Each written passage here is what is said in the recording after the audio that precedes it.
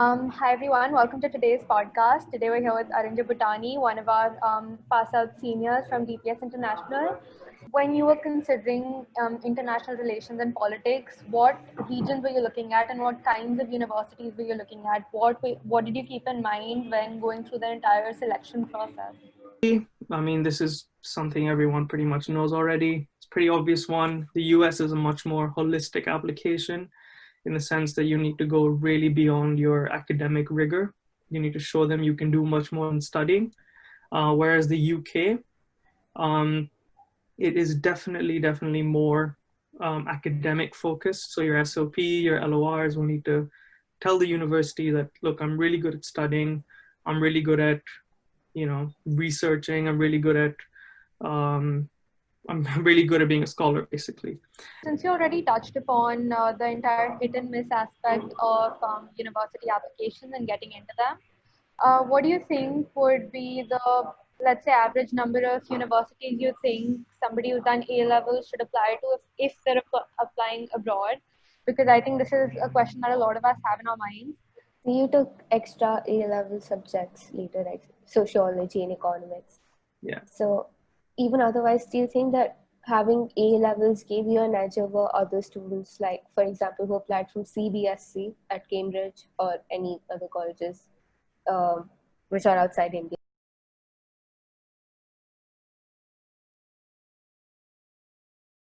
Everyone, welcome to today's podcast. Today we're here with Arinjay Bhutani, one of our pass-out seniors from DPS International.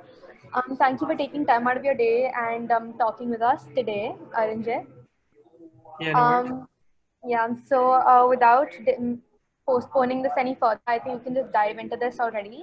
Arinjay, can you give us a brief background on what it is that you're doing? So we all know that you're going to Cambridge. What course have you taken up and why you chose the course in the university that you chose? Yeah, sure. So I've just graduated from the University of Cambridge. I did a bachelor's in politics and international relations, as you already mentioned. I graduated from DPS International, I think it was 2016. And right now I'm working with the United Nations University, the International Institute for Global Health in Malaysia. I'm working remotely at the moment, obviously. But yeah, that's what I'm doing at the moment. Okay. So No, go ahead. why did you choose this specific course in Cambridge? Like, what led you towards it? Well, I mean, I always had an interest in politics and IR and just international relations in general. I was always interested in, what's happening in the news today. I was always interested in, IR theory, that sort of stuff. And obviously, it's no secret that I used to debate a lot, model UNs. I was very involved in that sort of stuff back in school. And really, I mean, it's no one reason specifically, but really I just had a desire to learn more about sort of the nuances of what decisions in the public sphere, how do they affect us in the private sphere as individuals. So it's really just sort of understanding the connection between the two and sort of how they interact with each other and how me as an individual, how can I impact that connection and how I can contribute to it. So yeah, that's really very simply why I chose to do politics and IR at uni. That's pretty inspiring, I'd say. I'm very happy to hear that. Okay, so when you were considering international relations and politics, what regions were you looking at, and what kinds of universities were you looking at? What did you keep in mind when going through the entire selection process? So to be completely honest with you, like any other student our age, I went online, went through, obviously all the rankings and seeing which universities are best for my course. And I did not have a preference in terms of regions per se, but I did have a preference in that I wanted to go to a top 20 university in the world for politics and IR. And the metric I used was the QS World University Rankings. I would have been happy with any of the top 20 in the world, but obviously that doesn't mean that those outside of the top 20 are not good. That's a completely false belief. But my decision was basically that I got through a few good universities in the United States also. I got Berkeley, Johns Hopkins, I got Georgetown, but I still chose to go to Cambridge, one obviously because of the brand name that comes with the University of Cambridge, but also because of the duration of the course, which is obviously 3 years in the UK versus 4 years in the United States.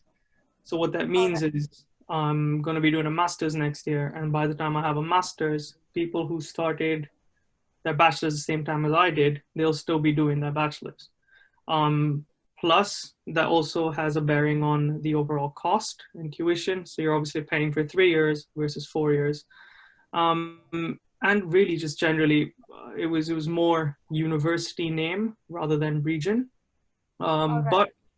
But for those applying this year, I think it's also important to think about region to a certain extent for a range of factors. For example, employment opportunities afterwards. So historically, I mean, the last 2 decades around, the US has been better simply because they give you that work permit thing after you graduate. But the UK is now introducing that from next year.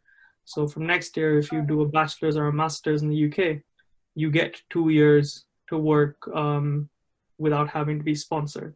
So it's kind of, the whole point of that policy by the government was to challenge all the international students going all to the United States. So yeah, my basic point is that there are lots of the other factors that I should have taken into consideration, but I did not. I mean, even things like the weather, I mean, I used to think that's really stupid. Why would anyone not go to university because of the weather? But then I come to the UK in October, and it is genuinely grim, guys. It's not nice. It's, That's so. the sun sets by 4 p.m. And if you're like me, who's up all night working, but then waking up at 12, you barely get to see any sunlight. So, things like that can get sometimes a bit grim, not very happy sometimes. But obviously, at the end of the day, no matter what university you choose, generally, you'll end up liking it. You find that it's a place that you can make your community and make sort of like a home for yourself. So yeah, in terms of choosing, obviously I told you guys why I chose Cambridge, but I wouldn't be too sad if I don't get into you shouldn't be too sad if you don't get into your like dream university. That really gives a heads up on the other factors that people don't usually consider. So since you said that you also applied to US, what do you think are the main differences in the application process between the UK and the US and any other regions that you applied to? Okay, so where did I apply? I applied to the UK, I applied to the US, I applied to Hong Kong, and I also applied to Singapore. Generally, I mean, this is something everyone pretty much knows already. It's a pretty obvious one. The US is a much more holistic application in the sense that you need to go really beyond your academic rigor. You need to show them you can do much more than studying. Whereas the UK, it is definitely more academic focused. So your SOP, your LORs will need to tell the university that, look, I'm really good at studying. I'm really good at, researching. I'm really good at being a scholar, basically. But at the same time, it is also a myth that the UK doesn't care about your extracurriculars at all. Instead, so really just to draw a bit of a hypothetical or just an analogy, if I was applying to the United States and I'm talking about MUNs, I'll talk about more than just how the MUN has contributed to my understanding of international relations. But if I use it for the UK, I will focus on how it has complemented my academics. So in the US, you'll talk about more stuff like teamwork. You'll talk about stuff like, your research skills, your speaking skills, that sort of stuff. And while I'm not saying, by no means am I saying that's not important for UK applications. What I'm saying is that'll probably be 1 or 2 sentences in your SOP, whereas your focus will be more on how did this experience of mine help me hone my understanding in the theoretical academic sense, and how did I sort of use the theory in the MUN, and how did it change my perception of the theory after the MUN. So that's definitely a very, very basic difference. But obviously, you've got to give SATs, ACTs, that sort of stuff for the US. I gave the ACT, I got a decent score, but I still didn't get into any Ivy Leagues. I'm not saying I expected to get in just because I had a good ACT score, but you never know really with the United States, to be completely honest. You can get, I don't know, you can get into one of the Ivies, but then get rejected at a non-Ivy top 20 school. So it's really a bit hit and miss in my opinion. But I can't really speak to the United States as much as I know about the UK, because obviously I haven't been there. I don't want to say anything too wrong. But yeah, the UK is a bit more straightforward. So if you've got the grades, you will, at least for Cambridge, you will definitely get an interview. But yeah, for anyone applying to the UK, just get your grades right, and I think you're halfway there at least. All right. So since you already touched upon the entire hit and miss aspect of university applications and getting into them, what do you think would be the, let's say, average number of universities you think somebody who's done A-levels should apply to if they're applying abroad? Because I think this is a question that a lot of us have in our minds. So what was your experience? How many did you apply to, and how many do you think the average student should? Yeah, so don't do what I did. So I had a lot of time on my hands because I took a gap year. So I applied to about 25, 30 universities. In hindsight, that's a waste of time, and it's a waste of money. One application in the United States can, I think, cost about $85, which is not a small amount of money, and it's really not worth it. If there's definitely a university that you will definitely not go to, just don't apply. Like I did that, and then in hindsight, I was like, why did I just flush that time, resources, and money down the drain? I could have spent that time working on the few applications to universities I really wanted to go to. So I'd really say you need to break it down. You need to break it down in terms of, let's say, apply to 2 or 3 dream universities. Universities like, obviously differs for everyone, but for me, my dream universities were like Harvard, Cambridge, Princeton, Yale. These are universities that I'm applying to, not really expecting to get in. If I get in, amazing. If I don't, oh well. But yeah, so there should be about 3 to 4 of those. And then in the second tiers be like target universities. I'd say apply to about 7, 8 of those. So these target universities will probably be one rung below the dream universities, and those are more realistic targets where if you don't get in, then you need to start thinking about what's wrong with your application. And then lastly, I think apply to about 3 or 4 safety universities. These will be universities that, at least in your opinion, you will definitely get into. Now, if you don't get into it, if you get rejection from any of these unis, then I think you really need to go back to your application and sort of, spend great amounts of time and sort of figure out, why am I not getting into these universities? But yeah, I'd say don't apply to more than, I think, 12, 13 max. Because within those 12 or 13, I'm sure there will be a few universities that you're applying to where you will, expect to get in. But yeah, I'd say don't. It is definitely a numbers game to an extent, but if you go in with the mindset, if you go into the entire process with a starting point of thinking that it's a numbers game, and if I apply to more, I'll get into more, it's only going to hurt your applications, because then it's that much more time being spent on lots of applications rather than really specializing and narrowing your focus on a few. Right. So, according to you, what do you think stood out on your portfolio specifically? To be completely honest, I don't know. That's the short answer to it. I really don't know. I think definitely I had the grades, which is important, obviously. But at the same time, to the universities that I was applying to, you only apply to those universities if you have the grades. So even though, within my cohort, I was in the top 3 or top 5, so I don't remember exactly, of my year. But then you have to sort of put that into context, right? And who else is applying to these universities?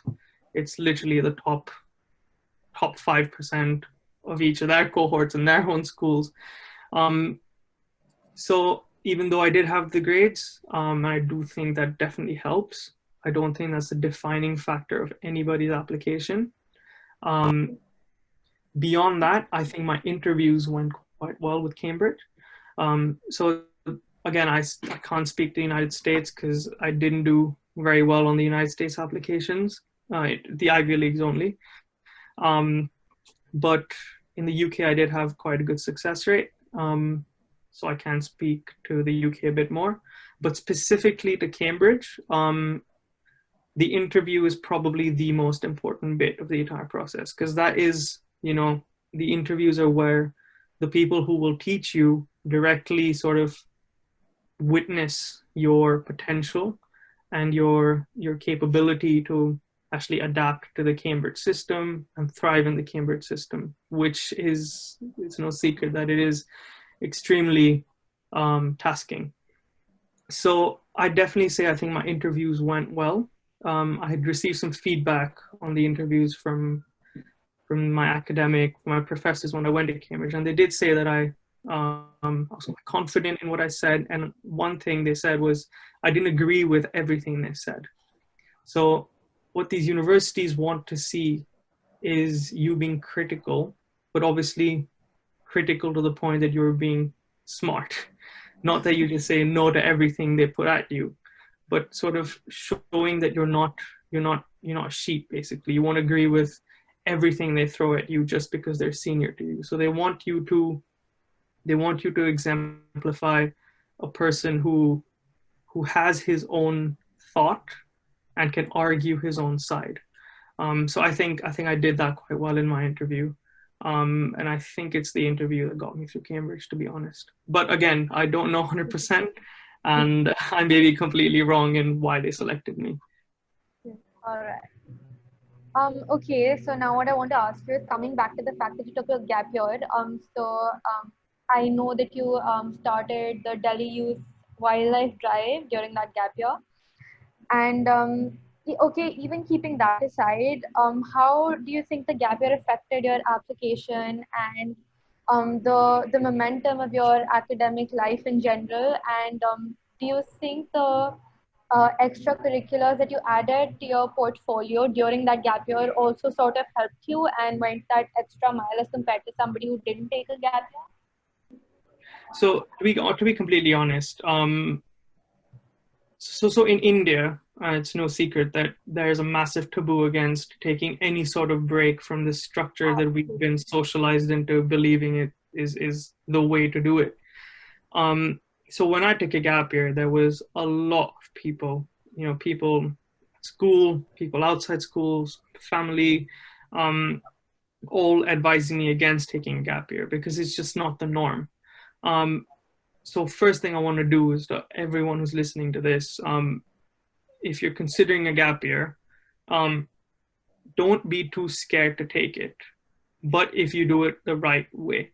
So the way I think of gap years is, from a university admissions perspective, is that it can help your application, but it can equally damage your application based on what you do in your gap year.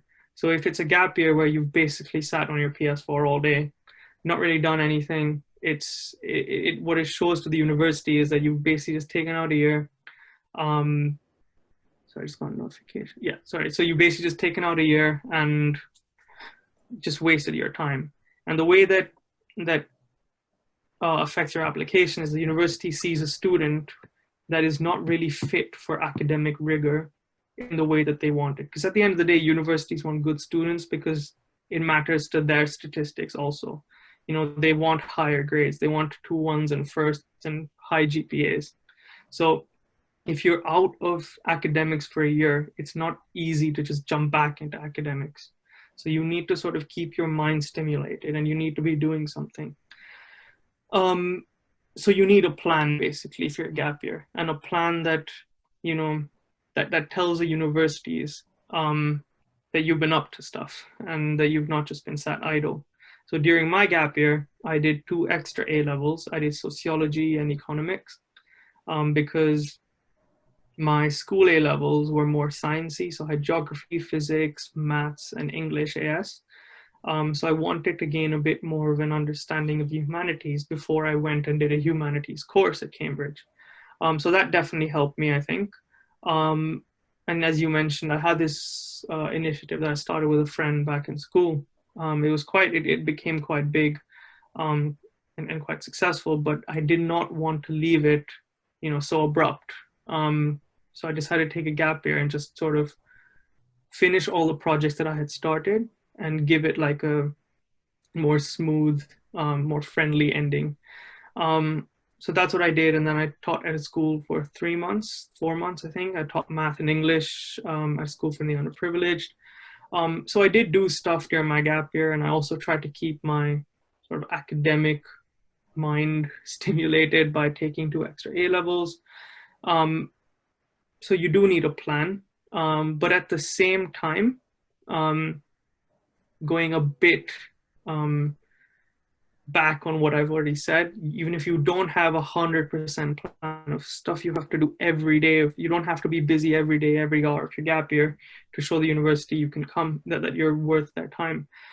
Because a lot of the times, like, sometimes you just need a break, and that's completely fine.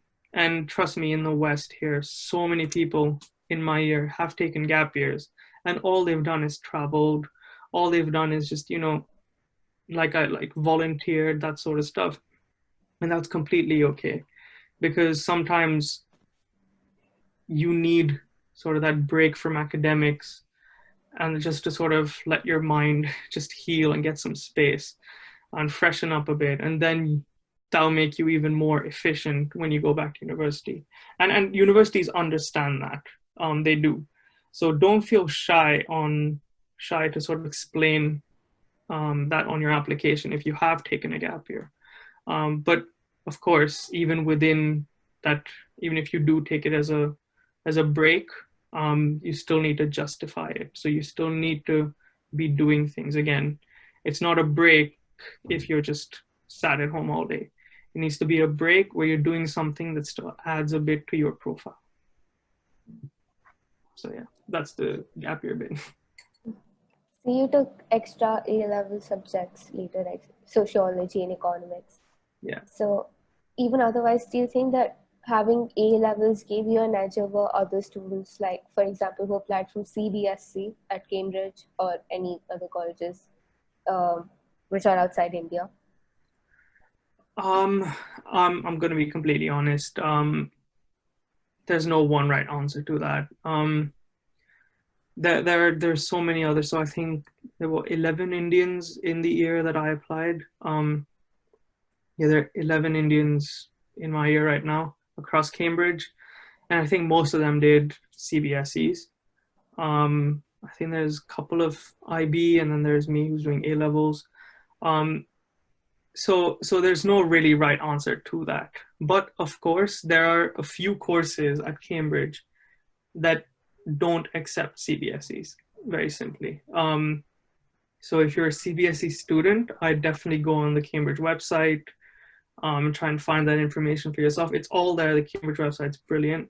If you can't find that on there, it's very easy. Just email Cambridge. You'll find an email on the department page. Ask them, what grade will I need? Or like, what's the average grade that you accept? Like, what's the minimum? And they'll be very transparent with you. And that's a good thing about these universities. They're always very keen to help. But yeah, there's no one right answer to that. But I would definitely say is that for the humanities subjects, I don't know as much for the sciences because I'm not a science guy at all. But for the humanities subjects, for the UK specifically, the UK system of teaching at university is very much like what we had in A-levels. So you do have a bit of an edge there when you get to university, because writing long essays, learning to sort of engage with a range of texts and sort of throwing those texts at each other and then putting your argument between those texts. It's not something that I have heard happens very much at CBSE. Obviously, I don't know how CBSE will change now from the government's Yeah. recent updates, but they do sound promising. But obviously, historically, the impression of CBSE internationally is one that is very rote learning based, and that doesn't work well in the UK. When you get to university, I could not get through my degree if I was just rote learning. And I think that's why, IB A-levels probably give you a bit of an edge for when you get to university. All right. So I think that's very helpful advice, and I think a piece of news like that would calm a lot of our minds. So apart from the academic aspect of universities, of course, when you're going abroad, you can't not consider the monetary aspect of it all. So while you were in university, did you pick up a part-time job? What are the living costs like in the UK? Did you ever have to stress about anything of the sort? Is there a way that you think somebody applying to the UK could prepare for that? So to be completely honest with you, of course, so I think I'm privileged enough to not have to worry too much about that. But there are many ways of making money at university. You can do part-time jobs. So Cambridge does not allow you to have a job during university, but I think other universities do in the UK. I think London Uni especially do allow you to have jobs on the side. But I still did find ways of making a few bucks here and there per week. So I'd do some shifts at the bar sometimes. I'd volunteer for things here and there. So there are definitely ways of helping yourself. But to be completely honest, I can't really speak to it because I haven't personally had that experience. So yeah. But like from hearsay, does the university help students who like get into college Right. but don't have the resources? Yeah. So again, I can only speak for Cambridge, and even within Cambridge, I can only speak for Selwyn College because obviously Cambridge is a collegiate system like Oxford and Durham. But so yeah, the Selwyn College does have a lot of help, and they will help you if there is a genuine need for it. So they have this thing called a hardship fund. They have sorry, I forgot the name of the other fund, but there's a hardship fund and there are a couple of others that are meant to sort of help you with these things. So for example, in my second year at university, I got an summer internship with Grameen Bank in Bangladesh. Now, I would have loved to obviously go but it was turning out to be a bit expensive basically to travel from the UK to Bangladesh, find accommodation in Bangladesh and stuff like that. So I got a travel grant from university. All I had to do was fill in one application and they gave me a decent amount to cover flights. So, these universities have a lot of money. There's no secret about that. But what is annoying is they don't make it extremely transparent all the time. So you kind of need to go out of your way to find these funds. But the funds are there, and all you need to do is ask sometimes. So literally just send them an email asking, what are your scholarship opportunities? What are the opportunities for I'm in this X income student. What can I still come to Cambridge? Stuff like that. But yeah, I wouldn't not apply to a university if it's not directly on their website. I would email them and ask them and then make that decision. All right. So the other thing I wanted to ask you was, so we spoke about the entire interview process, and now you think your interviews gave you an edge over the other applicants. What should one applying to the UK expect in their interview? Is it more focused on the individual or the course? How one can prepare for it, perhaps? As far as I know, I may be wrong. I think only Oxford and Cambridge only do interviews. I don't think there's any other uni that really does it. And there's like, it is widely known that Oxford interviews are hard. They're not easy. I think especially for the sciences, so I think there's sometimes they make you do the math on the spot or something, but luckily I didn't have to do that. So I had 3 interviews, all in one day. I had to travel to Selwyn College, Cambridge. So my first interview was a general interview. So, why politics and IR, why Cambridge, why Selwyn, that sort of stuff. And then just a little bit about me as a person. My second interview was with the director of studies of my course. The director of studies is literally the head academic in your college who sort of does all the admin work, but also looks at your academic performance within your course. So it was directly with him, and he or she is normally a very senior person in that field. So that was more academic based. It was more talking about what you've written on your SOP, what you've written, the academic side of where your interests lie, why you want to do this course. And they also test you a little bit on your prior knowledge of politics and international relations in my case. And then my last interview was quite interesting, actually. They give you an excerpt. So what I got was, I was given 15 minutes to read about, I think it was a piece on nationalism. So it was Trump, Brexit, that sort of stuff. And then they basically just talk to you about that. So the interview process is definitely very holistic. So yeah, it's quite a holistic process, and they kind of try to tick all the boxes of what they're trying to look for in a potential student. The reason I think I did well, again, as I said before, I think I was quite critical. So one of the interviewers asked me about demonetization, and they said that, I remember the exact words. They were like, one of my Indian business friends said that demonetization in India was brilliant for the middle class businesses and the small and medium sized enterprises. Now, while I don't entirely disagree with that, I did say that it is obviously ignoring a large chunk of the population that it didn't help very well. So I talked about more poorer sections of India. And it is that nuance, I think, that they're looking for. It's seeing that the same policy might affect different people in different ways, and just having that knowledge. So yeah, I think it's definitely, so if I was to give a tip for an interview, I'd say definitely read up on what's going on in the world and sort of try and understand the different viewpoints and sort of build your own viewpoint. That viewpoint can also just be agreeing with one of the existing viewpoints. That's completely fine. But basically take a side. We're taught at school normally to, in essays and stuff, talk about both sides, take a neutral stance, but I don't think that's enough. You need to have your own opinion on things. And you need to be able to argue that opinion, which is what you do in an interview.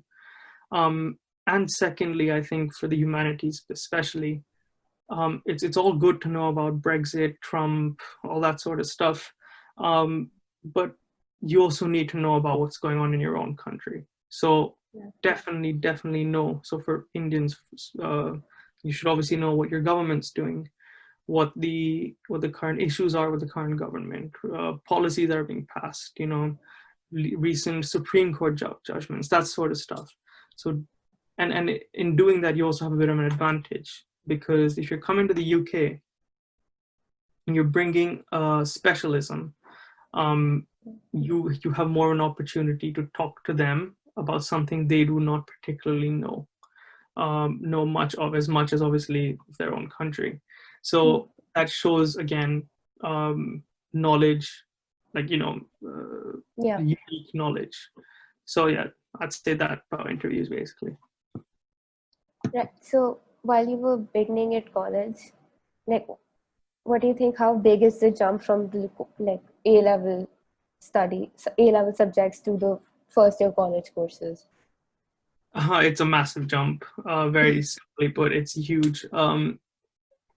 You know how we thought A-levels were harder than IGCSEs. It's 10 times that, to be completely honest. But even though it is 10 times that, it's easily doable.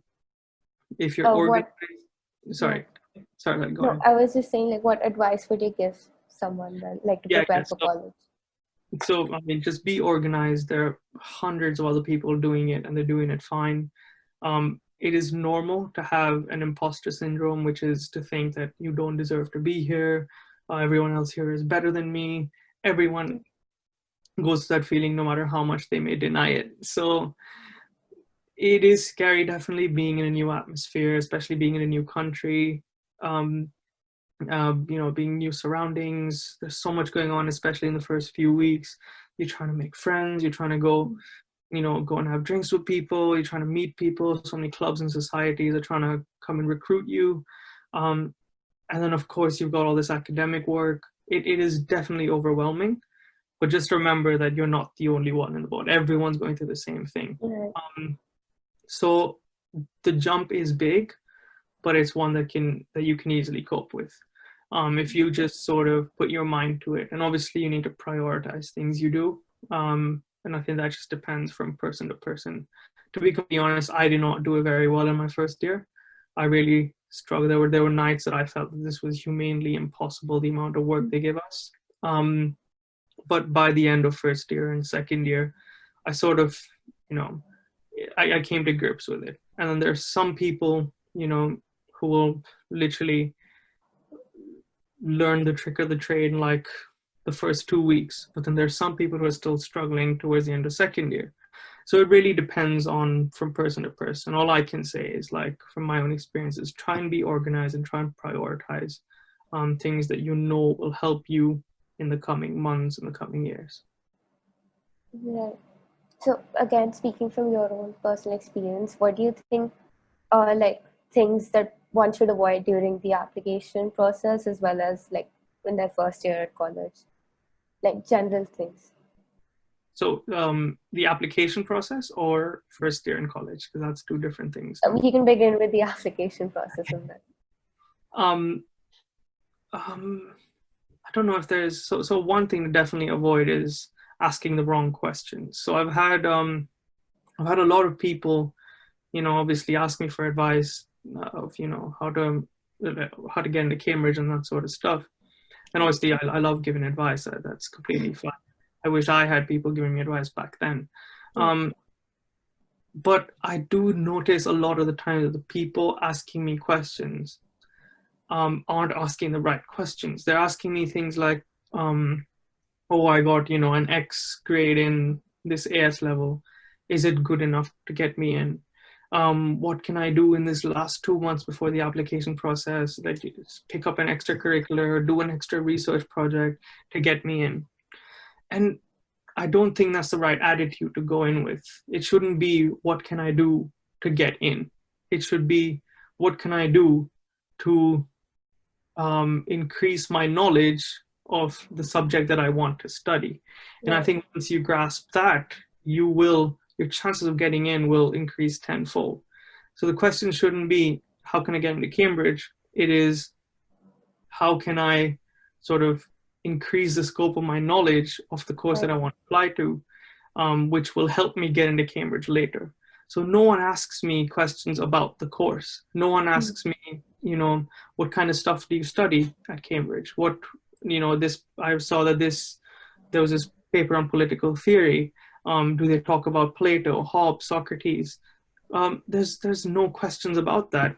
All the questions I get are, is my ACT score fine and all that, which is completely fair. I was also like that. But I think the complete outlook towards application process needs to change, where it's not just to get in, but it's also to get into the right place for the right course. So yeah, I know that doesn't really help much because it's quite abstract, but I'd say if there's one thing I would change during my application process, it would be more, I'd be more focused on a few applications, like I said before, rather than applying to so many. So I think, spend enough time, have 15, 16 drafts for one essay, try and make it as perfect as possible. And then and at the end of the day, I think don't be too scared, because again, everyone is in the same boat, everyone is stressed, and you'll be fine in the end. So that's actually good advice, because like we all are seeking questions right now since we're in 12. Apart from that, you, for example, like we're all doing projects right now, and you said that you used your gap year to end those smoothly. So do you think, like, for example, a 12th year student could continue their projects in, like, while they're at college? Like, why did you choose to end them rather than continue them? And if you would have continued them, then how do you think the college would have supported you? University. I think that's a brilliant question. And I think the main reason why I could not continue the initiative that I started is simply because I would have had to be in Delhi. Otherwise, I wouldn't have been able to do justice to it as much. And I think it's better to give something a better, a good, friendly ending rather than give your 50% to it and not do it well. Right. And I definitely could not have given my 100% to it while at Cambridge in a different country. So that's a very short answer to that. And how would the college support it? Again, at least my college and my university has quite a lot of funds for societies, for projects that you can apply for. And again, they've got lots of money that they really want to spend on the right stuff. So if your project or initiative is worth their resources, they'll be more than happy to fund it. So you've got a lot of projects coming up at Cambridge. There was one really recent one that, it was a student-run consultancy on global health, and they got quite a lot of funding, which was quite impressive. So yeah, there are lots of opportunities at university, sort of pitch your ideas. It's definitely more than the opportunities you would have back in school, simply because you're treated more like an independent individual with their own, with their own opinions and own valid opinions. So it's definitely not as parochial back in school as it is back in school. And it's definitely, you're treated more like an adult, and because of that, they entrust you with more funds and resources. Right. Obviously, if you have the right ideas, the right projects. But would you recommend it, like, since you said that you should prioritize as well? Do you mean recommend it in terms of prioritize? Recommend continuing a project. I can't say it, to be completely honest. It depends on the project, it depends on the person, it depends on the person's passion for that project. So I did have the passion for my project, but I knew I physically could not do it complete justice while being in a separate country, not being able to devote as much time as it needs. But I'm sure there are so many people who start, websites, for example, while in school, that they can, I'm sure, manage while at university. Or even if there's an initiative that's, maybe online based, for example, or a blog that you've started or a podcast that you've started, I'm sure you can take that into university also. There's no reason you can't. Obviously, if you are sensible with how you divide your time, because university can be hard at times, like I said before, and especially Cambridge and Oxford will push you to your limits, and there will be points where you will think this is impossible to do. So you need to keep that in mind. Obviously, I don't mean to do down the amount of workload at other universities. It's still quite hard, obviously, to adapt to new atmospheres in such a short amount of time. But it is possible if you have that will and the drive to do it. So I guess we're running out of time. So I think the last question that I'd like to ask personally would be, what do you think are the common misconceptions regarding UK and the Cambridge, for example, like specifically? Misconceptions. Like, for example, you said that colleges do have funds, but it's not that transparent, and right. Stuff like that. so I wouldn't say that's a misconception, because Yeah. to be honest, before I went to university, I didn't even have a conception about it at all, Yeah. right or wrong. But I think a misconception about um, Cambridge is that you have no social life, and I think that's quite wrong to say, because um, even though so at other unis, in I think a few London unis, again, I don't mean to generalize, but from conversations with others, I think they've got generally 2 or 3 essays a month to write, whereas at Cambridge you'll have about 2 or 3 essays per week sometimes, which is obviously a crazy amount of work. Um, but you find ways to sort of take up the time beyond academics. You find ways to, just enjoy uni life. At the Yeah. end of the day, you're here for 3 years, and you're here for a good time also, rather than just sitting in libraries 24/7. And I think it's important to do that for your own mental health.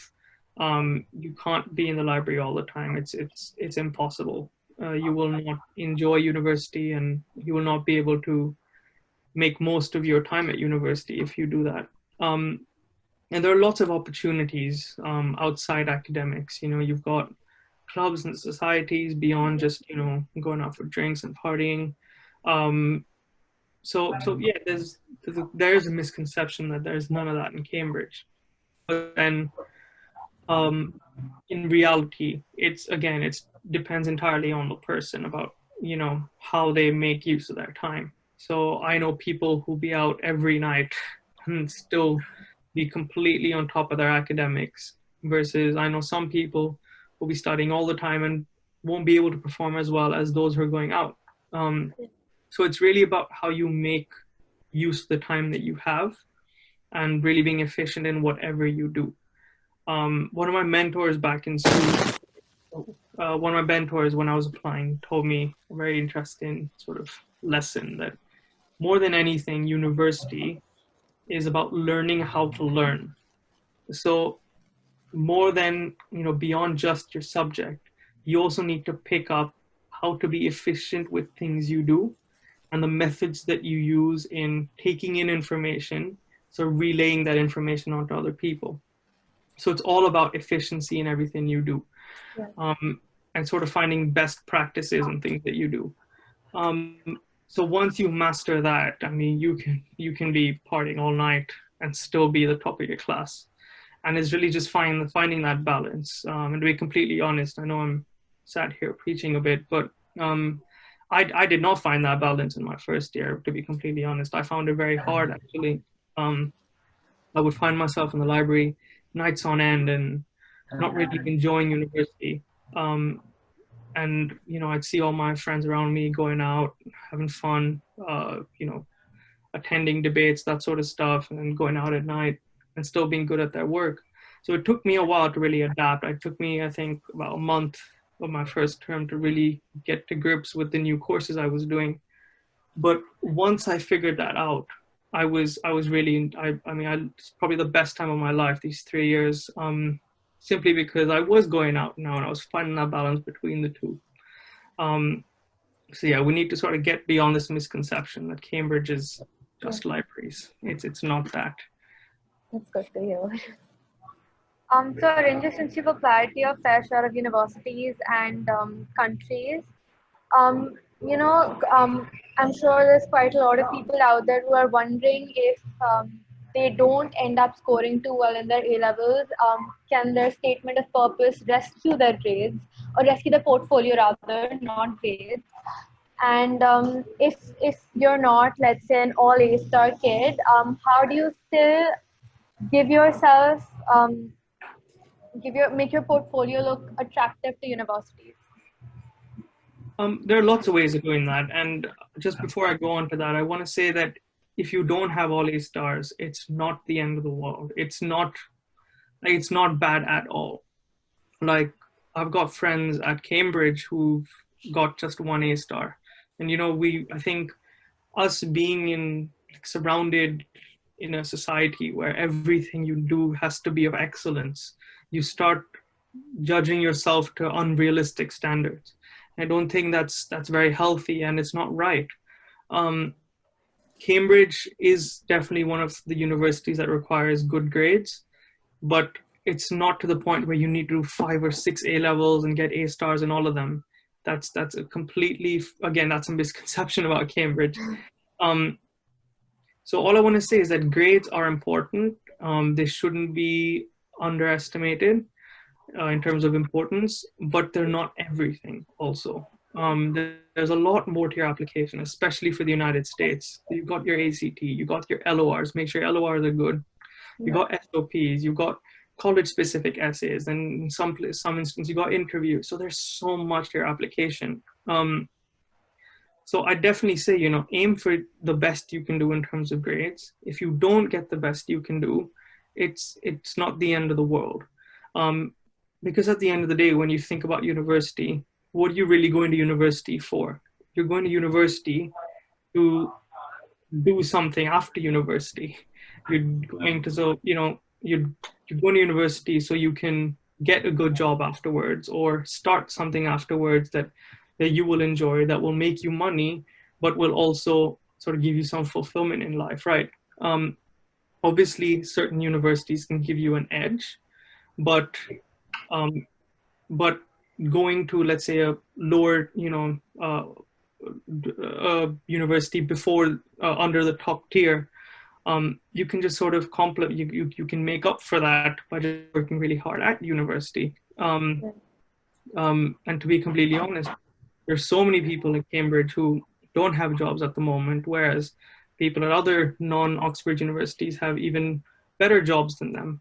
So the university you go to is definitely not the 100% complete determining factor of how you do in life. That is completely false.